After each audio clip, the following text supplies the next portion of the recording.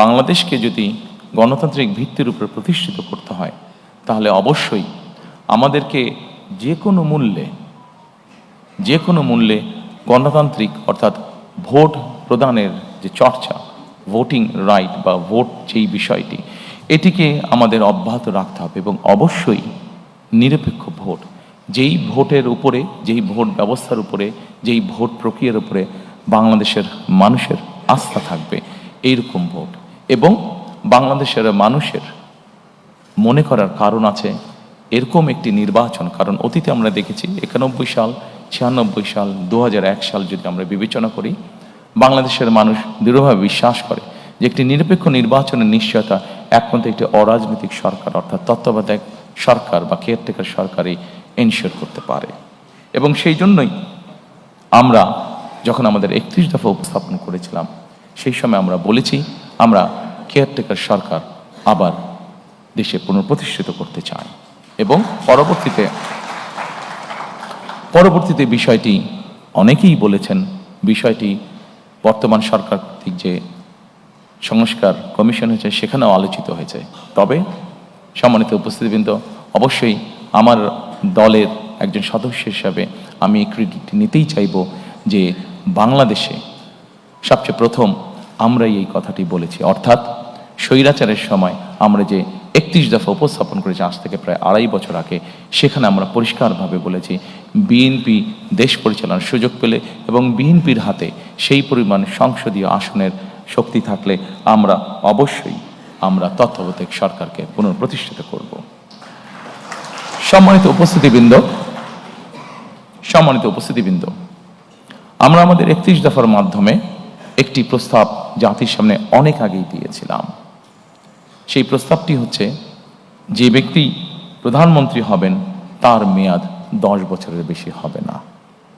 পরবর্তীতে সরকার কর্তৃক গঠিত যে রিফর্ম কমিশন, সেখানে অন্য অনেক দল আলোচনা করেছে, বাট এই কথাটি সর্বপ্রথম বিএনপি করেছিল, এটা ডকুমেন্টেড। কাজেই এটির ক্রেডিটও আমরা অবশ্যই গ্রহণ করতে চাই এবং আমরা ইনশাল্লাহ সরকার গঠনে সক্ষম হলে আমরা অবশ্যই দেশের আইনের মধ্যে এই বিষয়টি প্রবর্তন করব যে একজন ব্যক্তি ম্যাক্সিমাম 10 বছর তার প্রধানমন্ত্রী হিসেবে তার কার্যকাল থাকবে।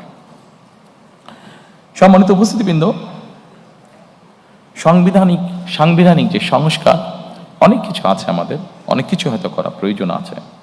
তারপরেও একটি বিষয় নিয়ে সুশীল সমাজের মধ্যে, সাংবাদিক নেতৃবৃন্দের মধ্যে সহ বিভিন্ন জায়গায় আলোচনা ছিল অনেক সময়, সেটি হচ্ছে সংবিধানের 70 অনুচ্ছেদ। এটি নিয়ে অনেক তর্ক বিতর্ক, ডিবেট, অনেক কিছু ছিল।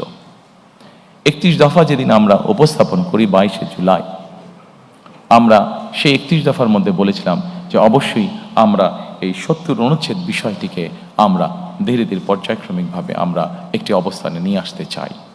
দু একটি বিষয় ছাড়া এইটি সম্পূর্ণভাবে ধীরে ধীরে আমরা ওপেন করে দিতে চাই।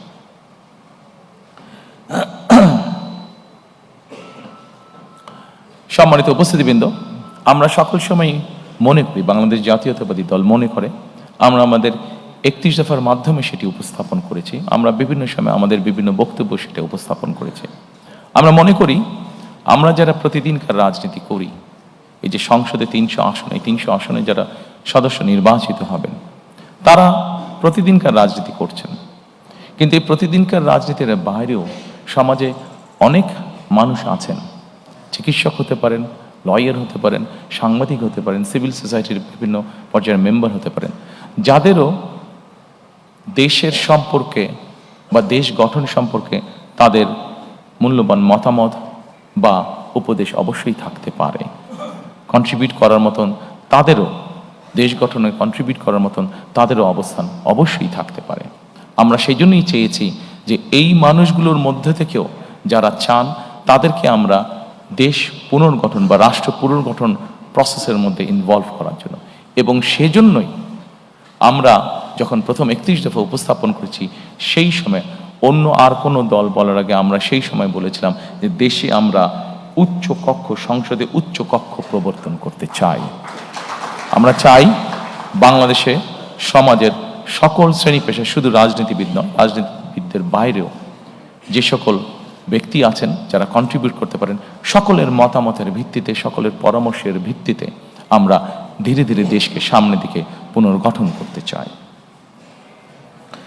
সম্মানিত উপস্থিতিবৃন্দ,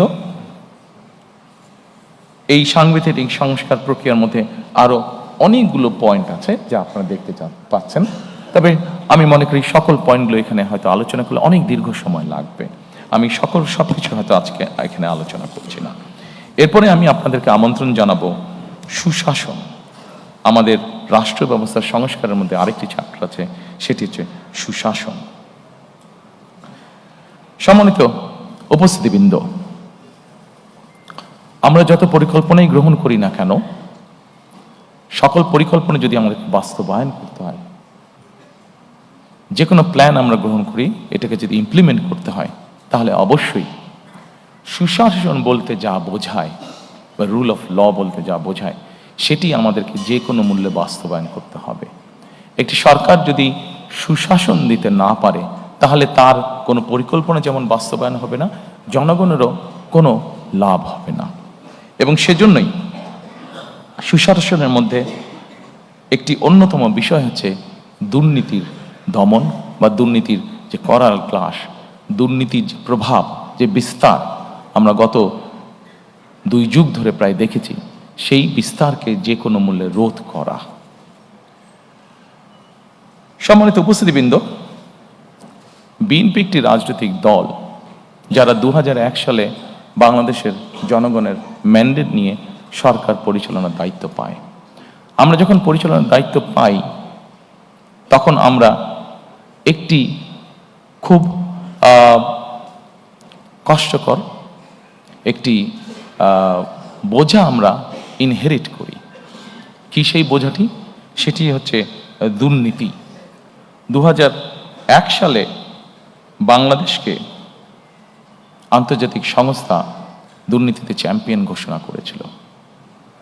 আমরা যদি আন্তর্জাতিক ফ্যাক্টস ফিগারগুলো তারপর থেকে দেখি, 2001 সালের পর থেকে দেখি, বিএনপি খুব স্বাভাবিকভাবে এটি আমরা ইনহেরিট করেছিলাম, এই আনওয়ান্টেড যে লাইবিলিটিটা বা আনওয়ান্টেড যে বোঝাটা, এটা যেটা আমরা ইনহেরিট করেছিলাম।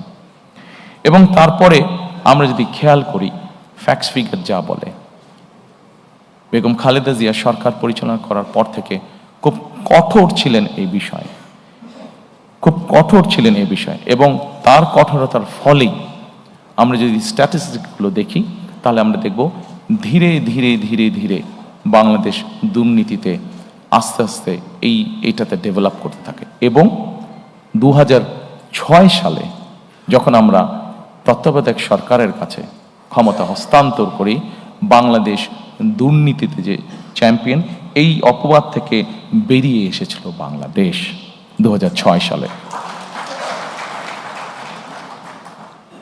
আমি যেই স্কোরিংগুলো হয়েছে এই ফোল্ডারে আপনাদের কাছে যেটা আছে, সেই ফোল্ডারের মধ্যে স্কোরিংগুলো সব দেওয়া আছে, আমি ইন ডিটেইলে গেলাম না। তবে সম্মানিত উপস্থিতিবৃন্দ, বাংলাদেশে বিএনপি সরকারই প্রমাণ করেছে একমাত্র যে তারা এই বিষয়টিকে কিভাবে নিয়ন্ত্রণ করতে হয় সেটি তারা জানে, এবং সেই কমিটমেন্টও আমাদের আছে। কাজেই ইনশাআল্লাহ দেশে সুশাসন প্রতিষ্ঠার জন্য আগামী 12 তারিখের নির্বাচনে আমরা বাংলাদেশের মানুষের সমর্থনে ইনশাআল্লাহ সরকার গঠনে সক্ষম হলে অবশ্যই আমাদের অন্যতম প্রধান লক্ষ্য থাকবে যে কোনো মূল্যে সুশাসন নিশ্চিত করা। এর ভিতরে অবশ্যই আরেকটি গুরুত্বপূর্ণ বিষয় আছে। আপনারা যদি এই পেজের সুশাসন, এই পেজটির একদম নিচে চলে যান, সেটি হচ্ছে ন্যায়পাল নিয়োগ, যেটি আমাদের অন্যতম লক্ষ্য, ন্যায়পাল নিয়োগ করা, যার মাধ্যমে আমরা আমাদের সুশাসনকে নিশ্চিত করার এক ধাপ এগিয়ে যাব।